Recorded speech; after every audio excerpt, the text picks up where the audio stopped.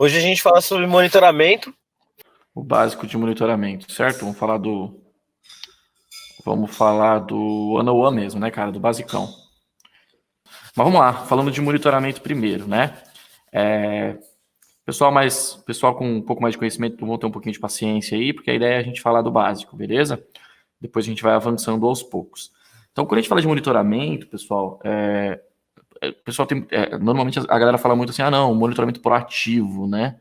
Dificilmente o monitoramento é proativo, porque normalmente ele avisa algo que saiu do lugar, né? Algo que está fora ali. Sei lá, o monitoramento proativo, por exemplo, é você dizer que o disco de um servidor, por exemplo, está chegando próximo a 100%, mas que ainda não chegou, passou de 80%. Aí sim é proativo, né? Onde a gente atua antes de o problema acontecer. Ou, sei lá, uma API começou a dar erro, mas o usuário ainda não foi afetado ali, sei lá, começou a dar erro 500 ali, mas o front-end está se recuperando. Então, aí sim é uma possibilidade de monitoramento proativo, né? Então, não vamos confundir monitoramento com proatividade, né? E falando bem do básico mesmo, né? Falando do nível de rede, a lógica começa pelo monitor e pelo monitorado, né? Então, o monitor e o monitoring. Então, a gente tem algo que está monitorando e algo que está sendo monitorado, né? É muito importante a gente ter esse conceito, né? Para a gente entender a relação client-server. Porque existe aí a relação client-server, né? No monitoramento tradicional, que a gente vai falar aqui, no monitoramento da forma mais tradicional de ser feita, mais antiga até de ser feita, você tinha, por exemplo, um servidor de monitoramento, que aí é um monitor, e o servidor monitorado, que em geral o servidor de o monitor é um cliente do server. Então a galera fala, o servidor de monitoramento. Beleza, ele é o servidor de monitoramento. Mas do ponto de vista de rede, ele é o cliente que está acessando uma aplicação servidora lá no monitorado, que em geral é um agente de monitoramento. Flávio, Né? chegou o Marco Oi? aí, ó. E aí, Marquinhos, como é que tá? Tudo bem? Seja bem-vindo. Opa, tudo bem? Beleza? Cara, a gente estamos tocando aqui, cara. Vai na resenha aí. Tem algumas pessoas que me conhecem aí já. Aqui é Marcos Arruda, né? Enfim, eu e o Flávio, a gente brincou bastante ano passado aí de um monte de coisa de tecnologia. A gente descobriu que a gente gosta desse negócio. E aí ele me chamou para vir aqui. Então, a gente vai estar falando, acho que de eventos, né? Stream de eventos e tal. E aí, assim, eu sou desenvolvedor de software, né? Eu tenho um pezinho na arquitetura e na infraestrutura também. Então, assim, eu não me considero um cisda de mim, né? A minha origem é desenvolvimento, mas eu avancei um pouquinho mais para ter uma visão de um pouquinho de tudo, né? Que é super importante. Aliás, recomendo bastante. Por exemplo, quem está na parte, quem está do outro lado, que é a parte dos mais cisda de mim, e também para um pouquinho de dev, porque no fim das contas, tecnologia é uma coisa só, cara. É isso aí. E essa questão de DevOps, na verdade, é só o entendimento da galera de que isso é verdade, né? Então, Exato. Só isso é dando verdade. nome para esse negócio. Exatamente. Agora, cara, o Marquinhos, ele é humilde de dizer, mas, cara, ele dá banho em muito precisa de mim, muito cara de Ops, apesar do background dele ser dev. E olha que curioso, né? Ele é meu cliente, na verdade, né? Ele é cliente da rede, ele presta serviço da rede, mas assim, nosso nível é sempre parceria, assim, a gente joga lado a lado como parceiro de equipe mesmo. E, putz, ele ensina um montão de coisa pra gente, né? A gente tenta ajudar um pouco também, ensinar também, faz parte do nosso serviço que a gente presta, mas essa relação é ultra saudável. Ele é de um cliente nosso e ajuda a gente sempre que pode. E é um cara, então estava explicando aí falando do ponto de vista de rede, né?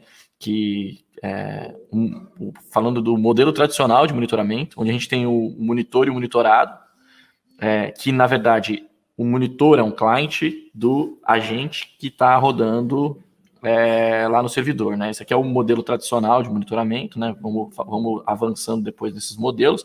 Mas a gente tem lá um agente instalado, que esse agente ele abre um listener ali na porta, ele ouve numa porta específica, num protocolo específico, e aí ele está sendo monitorado. Então esse aqui é o que a gente chama de monitoramento passivo, né? Então o agente está lá esperando para receber, né? Os problemas desse tipo de coisa é que desse tipo de monitoramento é que o servidor está se conectando lá para poder bater e monitorar. Então, a gente precisa ter conectividade entre o servidor de monitoramento, entre o monitor e o monitorado. Então, a gente precisa ter essa conectividade fim a fim. Então, o agente ele precisa estar exposto do ponto de vista de rede, né? Se a gente está falando de redes diferentes ou rede pública, esse cara precisaria estar exposto na rede pública para, de alguma forma, esse cara que está na outra rede conectar. Se está todo mundo na rede interna, fica mais fácil. Mas tem essa necessidade. Além disso, a gente tem o desafio da escalabilidade, né? Conforme isso aqui vai escalando, é difícil o monitor ficar se conectando, tendo conectividade com esse cara, porque ele, na prática, talvez não exista, né? O servidor pode estar... O que é monitorado, ele pode ser 1 hoje, 2 amanhã, 20 depois de amanhã e 200 daqui a 5 minutos, né? Então, e aí a gente tem o monitoramento ativo, né? Que é o contrário. Então, quando a gente tem um monitoramento ativo, e aí falando já desse tipo de coisa que a gente disse da autoescalabilidade, então no monitoramento ativo é o contrário, né? É o monitorado, que pode ter um agente lá dentro também. O monitorado é quem vai lá no monitor e avisa ele do que está acontecendo ali. Exemplos simples aqui, métricas de disco, CPU, memória, poderia ser, mas também métricas de aplicação, relação do que está acontecendo nos logs da aplicação tal, e tudo mais, log de erro, esse tipo de coisa. Então, esse modelo, apesar de parecer muito novo, né, SNMP já fala disso, né? O SNMP, para quem não sabe, é um protocolo, talvez o primeiro protocolo de monitoramento mais utilizado. Inclusive, ele é suportado por um monte de hardware embarcado. Se você pegar switch, roteador, esses caras, eles falam SNMP. Isso não tem como você instalar o agente do Nagios dentro de um switch, por exemplo, do roteador. Mas ele já vem embarcado o SNMP por padrão. E aí o SNMP ele já tem esse conceito, tá? A gente pega lá o SNMP pooling, a gente está falando do modelo passivo, onde o monitor vai checar. E quando a gente está falando do modelo SNMP traps, é quando o switch, o roteador, ele fica mandando as informações. A desvantagem desse modelo é que se porventura esse cara deixar de existir, ou que se o agente travar, em geral, o monitor não vai ficar sabendo, porque ele entende que não está acontecendo nada, né? Então, a ociosidade de informação aqui é um desafio, né? A gente mandar para o lado de lá e tal. Tá? Agora, a vantagem disso aqui é que conforme a gente vai escalando, vai subindo mais monitorados, o próprio monitorado é responsável por se monitorar, ou para ele notificar o monitor. E a vantagem também é que esse cara pode estar atrás de uma rede confinada, né? Então, esse cara pode estar atrás de um NAT. Ele tem que ter conectividade daqui para cá, né? E é muito fácil você expor só um, né? Então, vamos supor que esse cara seja público, né? Que o monitor seja público. Pronto, ele é público uma vez. E implementamos todos os controles de segurança aqui uma vez. Diferente do modelo passivo, onde você tem que fazer isso em todos os monitorados, né? E aí é muito complicado, né? Você tem lá um servidor que está numa outra nuvem, atrás de um firewall, por exemplo. E aí você vai ter que fazer regras de redirecionamento de porta para ter a conectividade fim a fim, né? Nesse modelo não, basta daqui para cá, né? Fazer NAT de dentro para fora é fácil. Difícil você fazer o inverso, né? E aí, né, as vantagens, aí o monitoramento ativo com autoscaling, que é o que esse desenho representa. Não poderia ter só um cara fazendo monitoramento ativo, mas um monitoramento ativo com autoscaling, que traz essas facilidades, né? E aí, exemplos de aplicações que seguem esse modelo, tá, pessoal? Nagios, Zabbix, esse tipo de coisa. Nós vamos falar um pouco sobre eles aqui, sobre as ferramentas legadas de monitoramento, né? Usa muito isso até hoje, mas as ferramentas mais tradicionais. E aí, depois a gente tem também monitoramento tipo com SaaS.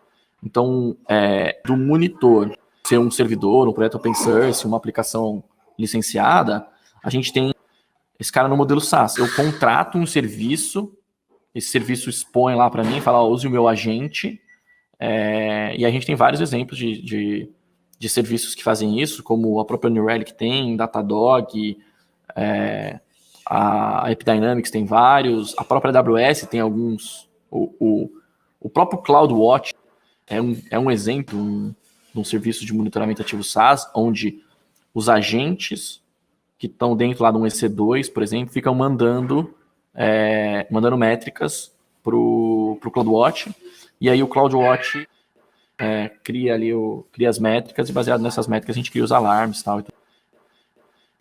Então aqui um outro exemplo de monitoramento ativo com SaaS, que aí já é um pouco mais a realidade das ferramentas mais modernas, mais atuais.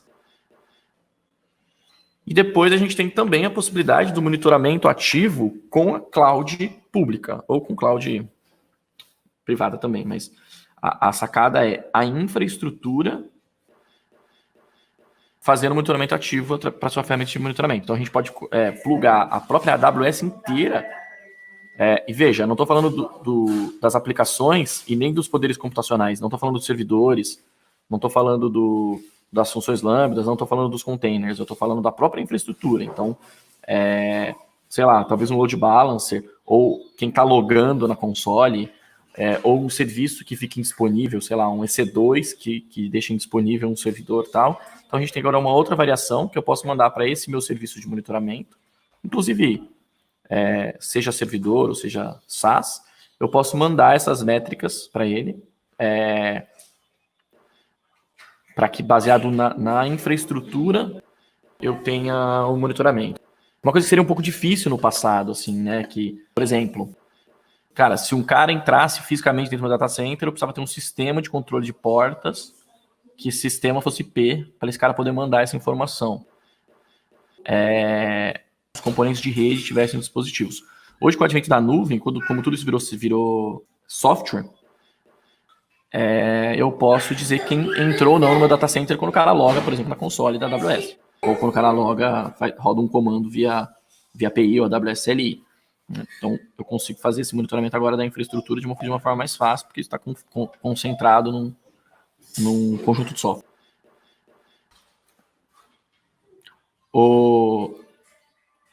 E aí, depois, a gente tem uma outra variação, que aí começamos a chegar no que é um desafio hoje para um montão de gente, que é o monitoramento ativo da infra, ou seja lá do que for, com automatização, ou seja, tomando decisões. Agora nós estamos falando de monitoramento proativo, né? Então, quando a gente fala assim, eu faço monitoramento proativo. Que monitoramento? Eu olho se o CPU está 100%. Cara, isso não é um monitoramento proativo, apesar de a gente saber que é uma boa prática, que isso tem que ser feito, cara, já está 100%, já azedou. Se eu colocar 80%, pode ser que... A gente entende que proativo de verdade é isso. Sei lá, um servidor meu foi invadido, eu vou lá e derrubo o servidor. Ou pego uma imagem padrão dele e subo o servidor de novo. Aí sim eu estou começando a ser proativo, a tomar decisão. Ou, falando de WAF, né? Cara, um IP de origem tá fazendo mais request do que o esperado. Vou lá e bloqueio na infraestrutura esse cara. Ou o cara tá fazendo múltiplas tentativas de rodar um teste de cartão de crédito através do mesmo IP, tá vindo 20, 30 cartões de crédito diferentes. A minha aplicação pode... A minha aplicação pode estar monitorando isso, ou eu posso ter um serviço de monitoramento externo, e ela vai lá e faz uma chamada na API do serviço monitorado, ou da própria infraestrutura da cloud, e vai lá e põe o IP do cara em um security group e bloqueia ele, via API. Né? Total possível, o que precisa? Criatividade e implementação. Né, Marcos? Eu brinco que a gente brinca que tudo é possível, né? Depende de quanto desenvolvedor você tem, né? Para poder fazer a coisa, né?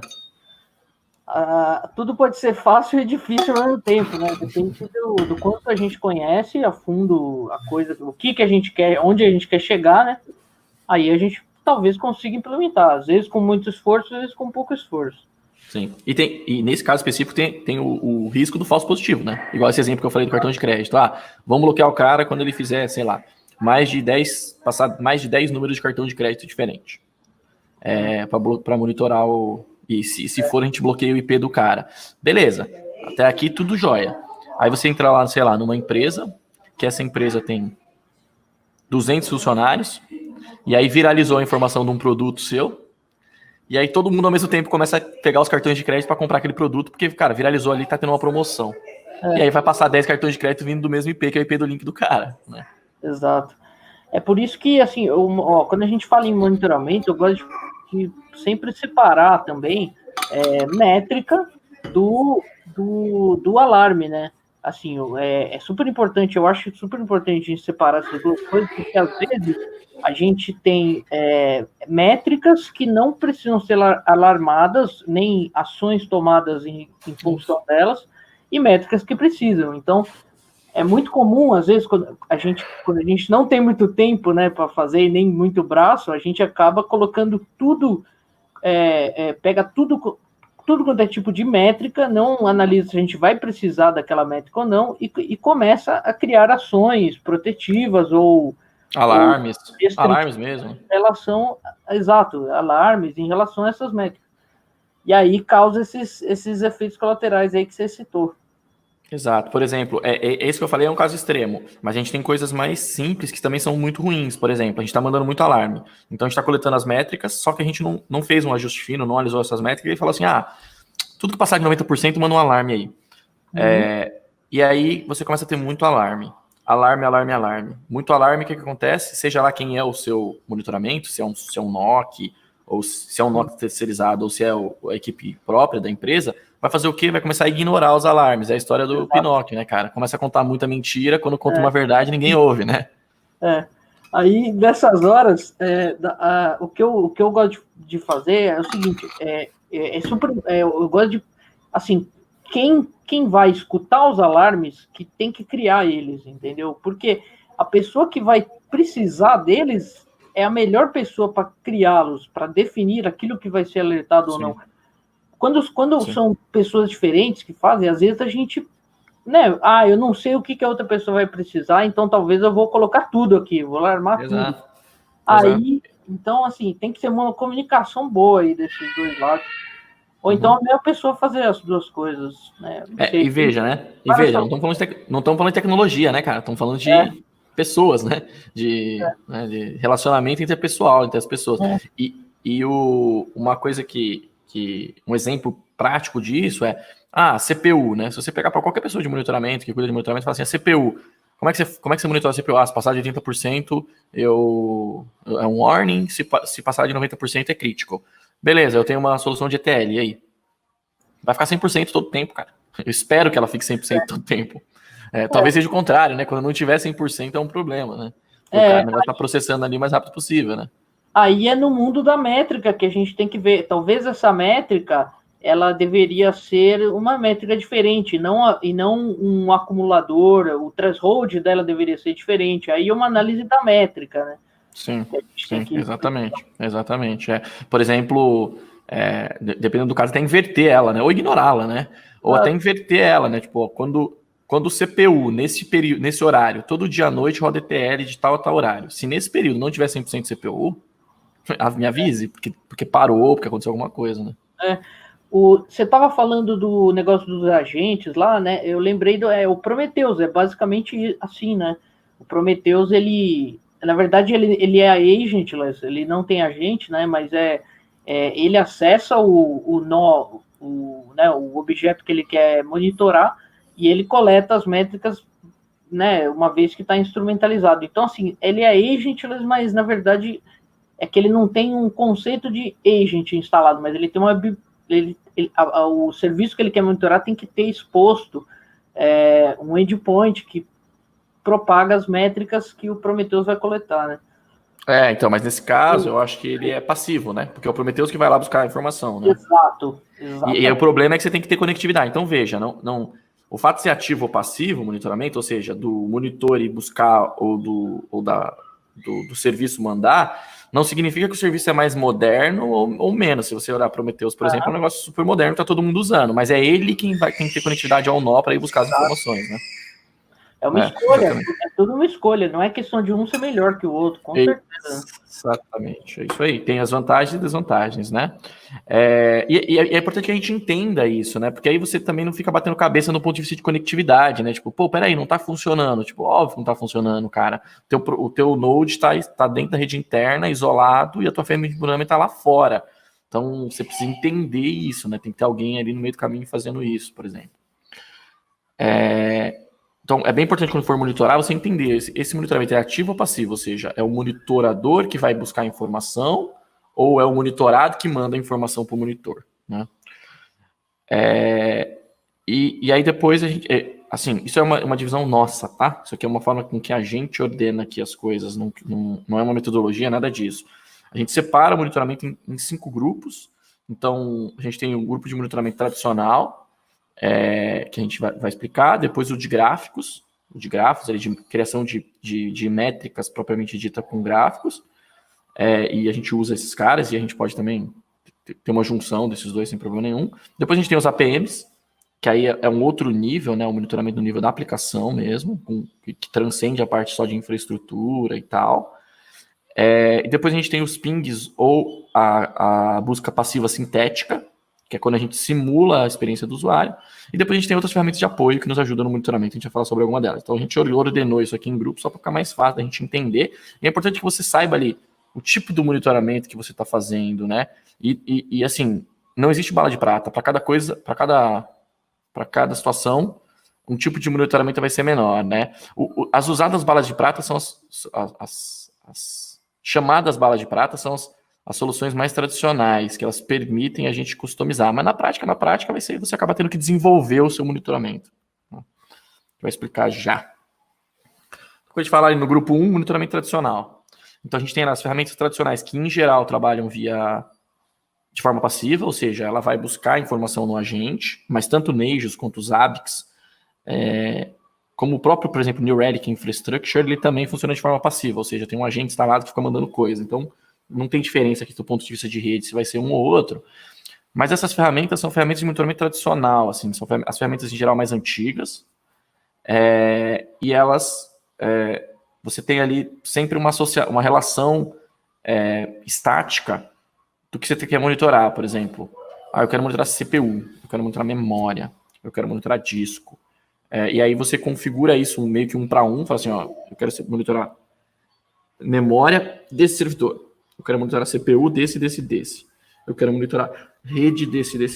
Então é uma coisa sempre menos dinâmica, não é dinâmica, né? Ela é bem estática, e quem está configurando o monitoramento tem que ir lá e fazer isso de forma bem estática. Em geral, a gente tem projetos que podem ser open source ou não. Por exemplo, o OpenMon é uma empresa brasileira, lá do Sul, que, cara, é baseado na engine do Nagios, mas que já fez tanta customização, recompilou tantas vezes lá o Nagios, que já tomou vida própria, e tem uma interface completamente diferente tal, e tudo mais.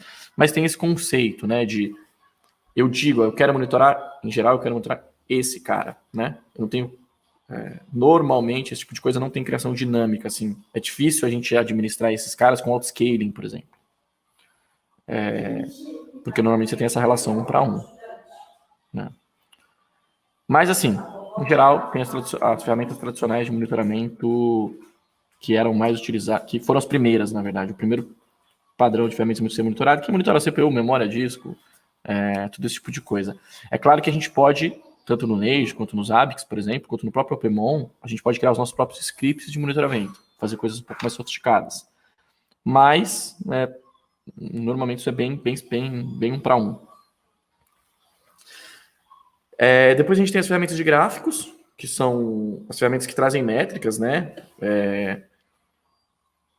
Uma das primeiras delas lá é MRTG, quem nunca, né? A galera mais velha aí. Quem conhece MRTG, quem fala que conhece MRTG, revela a idade, né? Então, assim, era uma ferramenta só de gráfico, cara. Você plugava lá ele buscava via SNMP, via pooling, ou dava para fazer via trap também, mas era muito pouco utilizado. Eu usei uma vez, para falar a verdade, isso que eu trabalhei em provedor.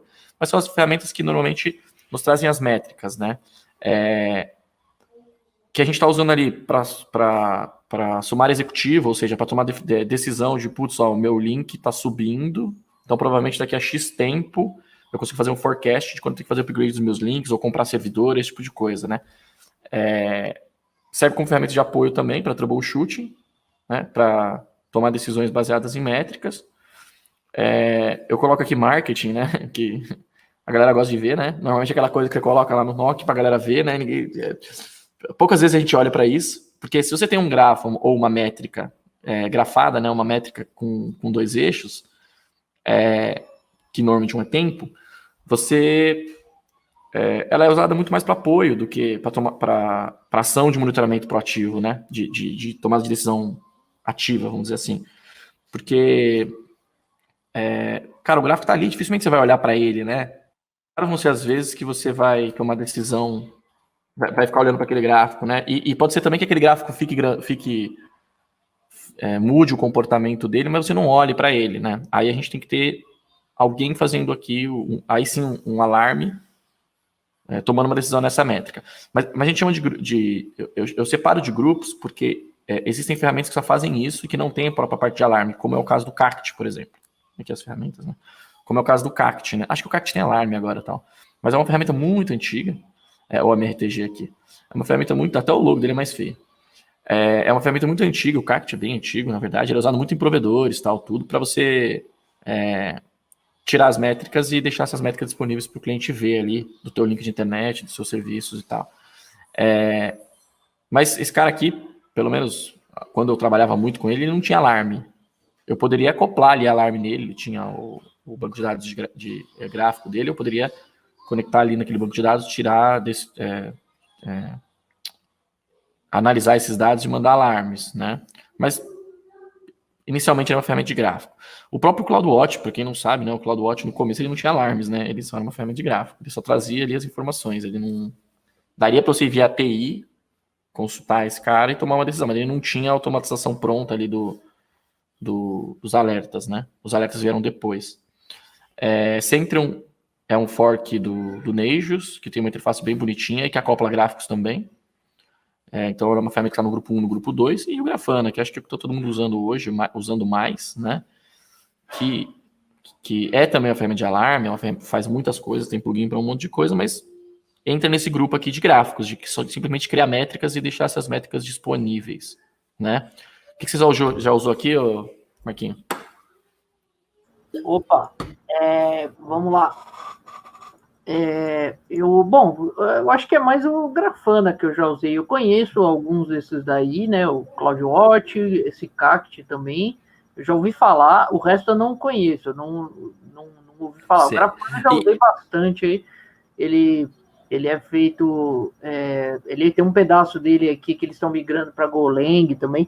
Mas, cara, eu acho que até eu queria só citar que realmente, assim, o Grafana, você falou que ele está sendo mais usado agora. Na verdade, é porque os back-ends que a gente chama, que são os bancos de dados time series que guardam as métricas, que estão tendo uma adaptação melhor com o Grafana, assim, mas entendeu? É meio que... E a comunidade está trabalhando mais nele também, né? Mais nele, né? Poderia ter sido o Cact que evoluiu, mas não, ficou parado no tempo, né? Uhum. Sim. Marcos, tem uma coisa que olha que curioso, né? Você trabalha com tecnologia faz bastante tempo, né? Mas você não usava pouco isso. Por quê? Porque no passado, esses caras que são ferramentas mais antigas, né?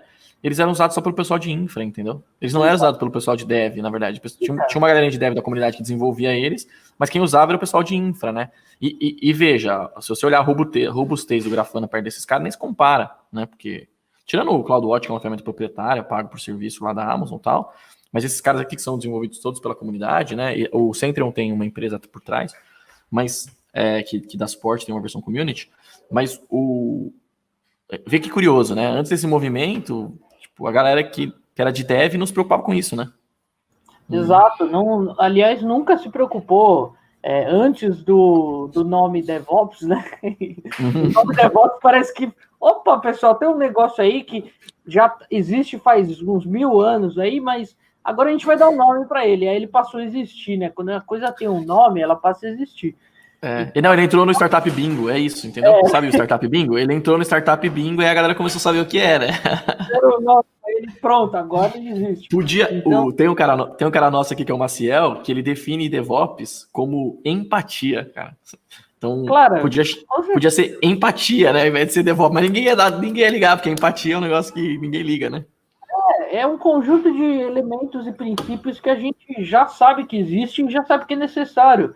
Mas, na verdade, deveria ser escrita uma constituição, assim, com várias regrinhas, assim. Né? Sim, um manifesto, né? Um manifesto, né? Manifesto DevOps, né? Mas, na verdade, até tem.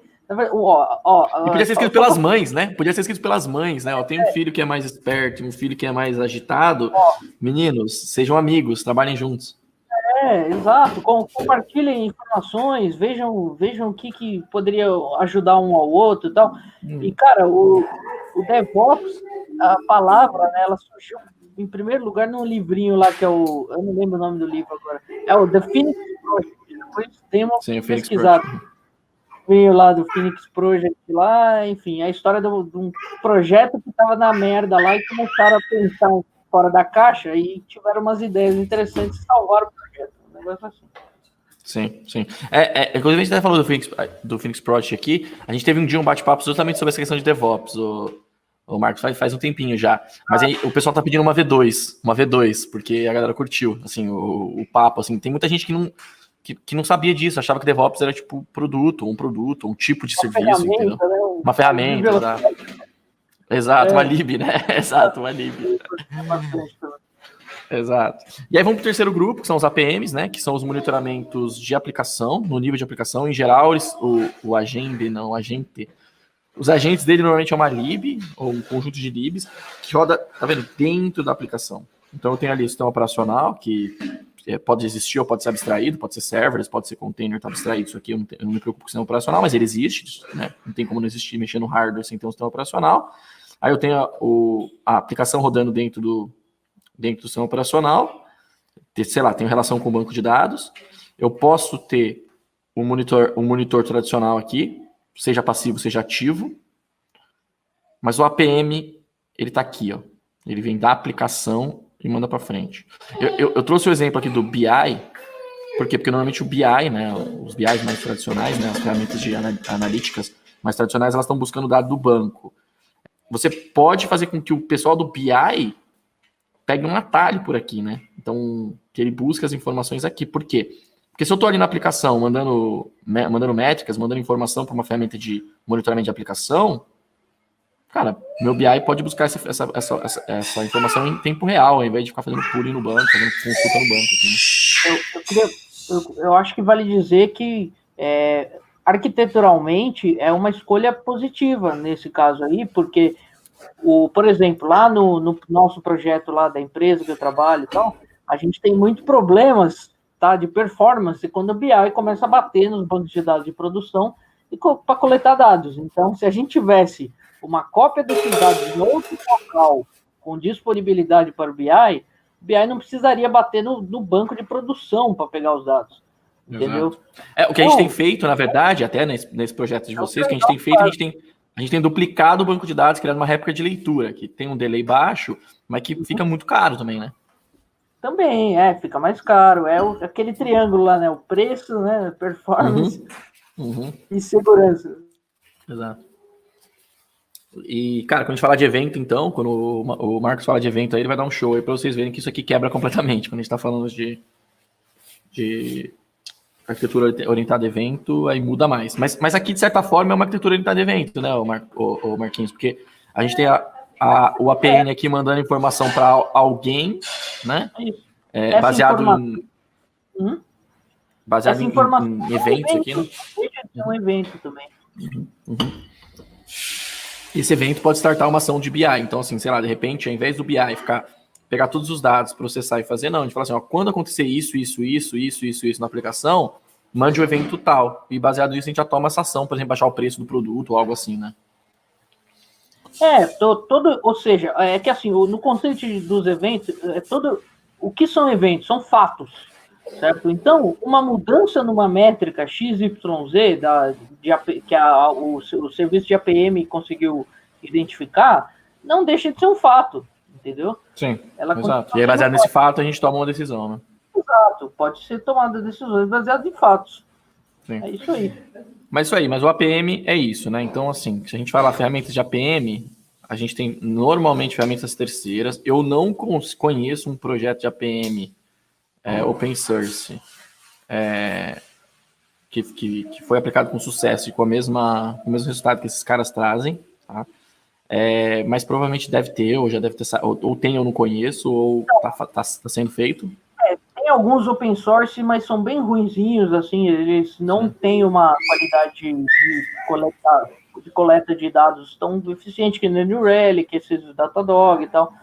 Sim. Mas tem um ou outro, deve ter algum case de sucesso, mas... Sim, deve ter, que a gente não conhece ainda, né? Se alguém conhecer, inclusive, mandem aí. E aí a gente tem New Relic APM, a gente tem o próprio Datadog, Dynatrace e AppDynamics. São ferramentas muito legais, mas que são extremamente custosas. Eu não falo caro, porque caro é relativo a quanto você ganha, né? Então, se isso custa $1.000, pode ser extremamente caro, pode ser extremamente barato, mas são extremamente custosas, né? New Relic APM, por exemplo, ele costuma custar o custo da infraestrutura na AWS. Então, se eu gasto $1.000 de AWS e eu quero monitorar todos esses recursos aqui com a APM, ele em geral custa os próprios $1.000. Então, assim, são ferramentas bem caras, mas que trazem métricas muito legais ali dentro da aplicação e tal. Mas você tem que ver que é custoso também a infra de receber isso, porque imagina, o agente ali dentro da aplicação, as libs, estão mandando coisa pra caramba, né? Informação pra caramba ali pra ele, e tem um custo lá da infraestrutura também. Então, assim, é entendível que seja caro, que o custo seja alto, mas eu acho que ainda é um pouco fora da realidade, né? Concordo plenamente. E aí a gente tem as ferramentas simétricas. Então, são as ferramentas a famosa ferramenta de ping, mas não ping de ping SMP, né? Ping de ping HTTP, por exemplo, que faz uma checagem, um robozinho que loga no seu site, um teste sintético que testa a experiência do usuário. Então, ele de forma passiva, ele simula um usuário, pode tomar uma ação simples, como fazer um get ali na aplicação, mas ele pode também fazer coisas mais complexas, quanto logar com usuário e senha e testar a experiência do usuário de navegação. E aí você tem ali, de repente, talvez a aplicação não está fora, mas um fluxo quebrou, por exemplo. Alguém mexeu, fez um deploy e o fluxo quebrou, o cara não está conseguindo comprar o produto, por exemplo, né? Então, a gente tem aí ferramentas de mercado que fazem isso, algumas ferramentas de mercado que fazem isso de forma simples. A AWS lançou recentemente o CloudWatch. Cara, fugiu o nome, Matheus, faz umas 2 semanas que a gente anunciou, né?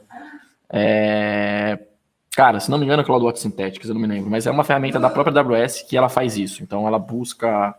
embutida no CloudWatch, não sei se você sabe disso, Marquinhos. O CloudWatch agora, ele tem a possibilidade de você montar o robozinho para ele fazer o teste ali da aplicação, tanto dentro quanto fora da AWS, dentro da VPC ou fora.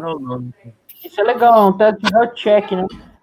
Isso, é um health check, mas um health check no CloudWatch, dentro ali da VPC, e que você consegue criar... Você cria lá um YAML dele, e você diz ali tudo que você quer testar e tal.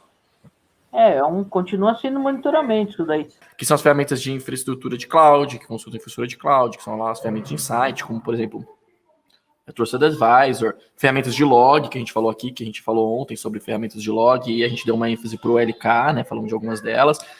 O próprio Systems Manager da AWS, que é um agente de gestão de ITS, de MSP, assim, é um agente que roda ali dentro do sistema operacional, que coleta informações, que mantém estado, que fazem outras coisas. Mas, por exemplo, ferramenta de estado, por exemplo, é uma ferramenta de apoio ao monitoramento. Então, por exemplo, se você tem lá um Puppet, um System Manager, ou que seja um Ansible, com ele controlando estado, né? Porque ainda não foi feito para controlar estado, um chefe da vida, e alguma coisa sai do estado normal, você pode mandar um alerta para uma ferramenta de monitoramento, ou mandar um alerta direto para a pessoa, dizendo que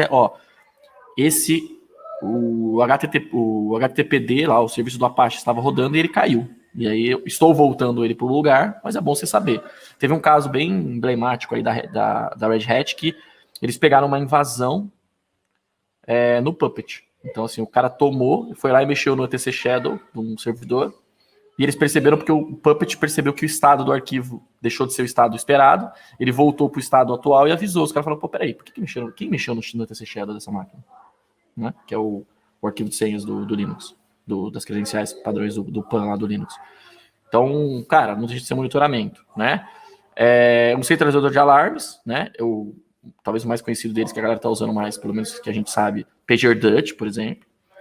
E ferramentas de dashboard, né? Ferramentas que buscam métricas diferentes em lugares diferentes e levam isso para dashboard. E aí a gente tem até gente usando ferramentas de BI para monitoramento, né? Dashboard de BI para monitoramento. Flávio, então, achei legal citar na parte de dashboards, por exemplo, nós desenvolvedores, uma coisa muito comum que a gente faz é o troubleshoot, por exemplo, vem lá descobriram o bug em produção, aquele bug sinistro em produção. Como é aquele que bugzão mesmo, aquele bug que não é uma joaninha, que é uma barata, né? Aquele bug que parece um dinossauro. E aí, você não sabe de onde ele veio. Como é que você descobre? Você vai para as ferramentas de monitoramento. É por isso que tem que saber fazer monitoramento também. Entendeu? Exato. Então, e que na próxima vez, aquela métrica que te ajudou a fazer o troubleshoot, que você tem um alarme para ela. Para que na próxima vez você consiga fazer isso mais rápido, né? No troubleshoot, você vai descobrir métricas que você não tem ainda, alarmes que você não tem ainda e precisa criar, ou alarmes que são inúteis e precisam ser removidos e tal. Por isso que tem que ter uma conversa aí para fazer dar certo. E não esquecemos, pessoal, do ritual do pós-mortem, né? Tem que ter, normalmente assim, pingou, fecha o ticket. Não é assim, né, pessoal? É assim, fechou, exemplo, né? Existem casos que realmente a gente tem que ignorar, por exemplo, sei lá, uma instância no autoscaling travou. Pô, isso não acontece nunca, tá rodando faz 2 anos e não trava. Putz, cara, a gente vai investigar, fazer? Cara, o próprio autoscaling rotacionou, você pode tomar essa decisão. Eu acho que é uma decisão que muita gente toma e eu não critico. Cara, segue o jogo. Mas, pô, aquilo aconteceu outra vez? Peraí. Vamos investigar mais profundamente. Opa, entendemos o que é, resolvemos. Agora vamos fazer um pós-mortem. Beleza, o que a gente vai fazer para que isso não volte a acontecer? O que a gente vai fazer para que quando isso acontecer de novo a gente saiba mais rápido? Né? A gente saiba antes do problema acontecer, se possível. Né? Com certeza. E assim a gente vai diminuindo os problemas e automatizando as soluções, né? E aí as ferramentas de apoio, né? A gente tem o próprio Grafana, que acaba sendo uma ferramenta de apoio em alguns casos, porque ele faz mais do que só ferramenta de gráfico, ferramenta de alarmes. E depois a gente tem a AWS Config, que faz controle de compliance do serviço. Por exemplo, se alguém não colocar uma tag no serviço, é ele que vai lá e cagueta. Ou se alguém não colocar um security group, abrir um security group, ele vai lá e cagueta. A gente tem CloudTrail, por exemplo. Falando do mundo da AWS, que é o que a gente vive mais, né? O próprio System Manager. Cara, acho que dá uma live só sobre o System Manager, porque o System Manager é uma ferramenta muito legal, que está ganhando muito poder, e ele é gratuito para usar dentro da AWS. O próprio LK, que a gente já falou, que a gente falou bastante ontem, e o PagerDuty é uma ferramenta de centralização de alarmes. É muito legal o PagerDuty, apesar de não ser barato. Ele é uma ferramenta paga, uma ferramenta SaaS. Você consegue mandar todos os seus alertas para lá, e de lá você criar o seu escalonamento, fazer ligação automática para não precisar ter um NOC para a maior parte das coisas, tudo mais. E a gente tem também o Cloudate, que é uma ferramenta própria, PTBR, de uns caras brasileiros aqui, do Renatão, que ela estende a possibilidade das coisas que acontecem dentro da AWS, então e de outras nuvens também. Então, ela tem um pouco mais de inteligência, então ela vai pegando várias informações ali do que está acontecendo na nuvem para dar insights e te ajudar no monitoramento a tomar decisões de custo, de performance, de excelência ali, de monitoramento. Subiu uma instância aqui, mas não tá com, por exemplo, sei lá, não tá com o security group esperado, né? Ele faz isso também. E é uma ferramenta brasileira que tem um custo relativamente baixo, principalmente porque tá em reais, né? Bom, de monitoramento era isso, pessoal.